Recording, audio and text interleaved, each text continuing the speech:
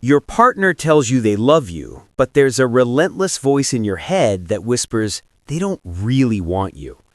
You know you should feel secure, but instead you spend your days constantly scanning for evidence that they're about to leave.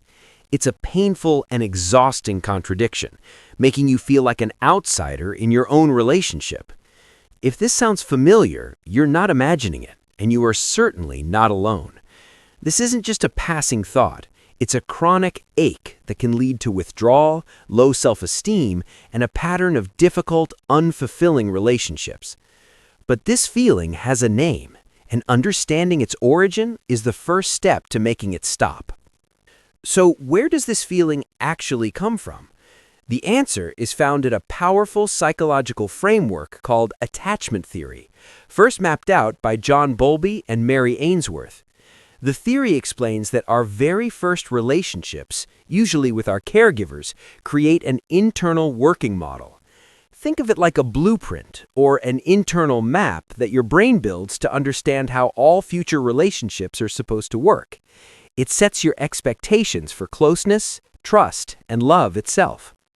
When a child's needs are met with consistency and warmth, they develop what's called a secure attachment. They learned, on a fundamental level, that love is safe and that they are worthy of receiving it. As adults, these people can accept love without the constant, low-grade fear that it's about to be revoked. But if a caregiver is inconsistent, unreliable, or rejecting, the child's brain learns a very different lesson. It learns that love is unstable, unpredictable, and might even be dangerous. This creates an insecure attachment style. And it's this early programming that can leave you feeling unwanted even when you are, by all logical measures, deeply loved. Your brain's alarm system, designed to detect threats to your connection with others, becomes hypersensitive. It starts to read minor, everyday moments, a text message that takes too long to arrive, a partner's need for a little space, a subtle shift in their tone, as catastrophic signs of rejection. Now, where it might get a little uncomfortable is in seeing how this internal programming actually plays out. This feeling of being unwanted tends to manifest through three distinct insecure attachment styles. See if you can recognize your own inner voice in one of these.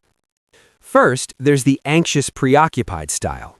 This voice is driven by a profound fear of abandonment. If this is your internal monologue, you might find yourself constantly seeking reassurance, needing to hear "I love you" just to quiet the storm in your head. Because self-esteem is often in short supply, you might fixate on any perceived flaw in the relationship, and a partner's perfectly normal need for independence can feel like a devastating personal rejection. Next up is the dismissive avoidance style. This voice operates from a place of intense self-reliance. To dodge the potential pain of rejection, this programming pushes real intimacy away and keeps emotions suppressed. To this person, love might feel like a trap or a threat to their independence.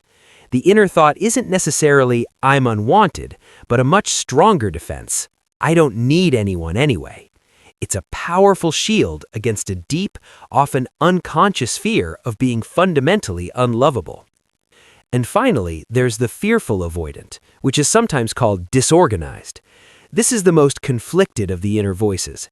It desperately wants love, but is simultaneously terrified of it. People with this style often find themselves in a constant push-pull dynamic, drawing a partner in close one minute, only to shove them away the next. Love feels like a paradox.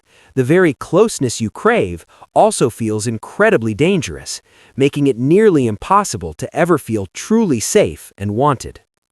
Recognizing which of these voices is running the show in your head is the first and most powerful step towards rewriting the script.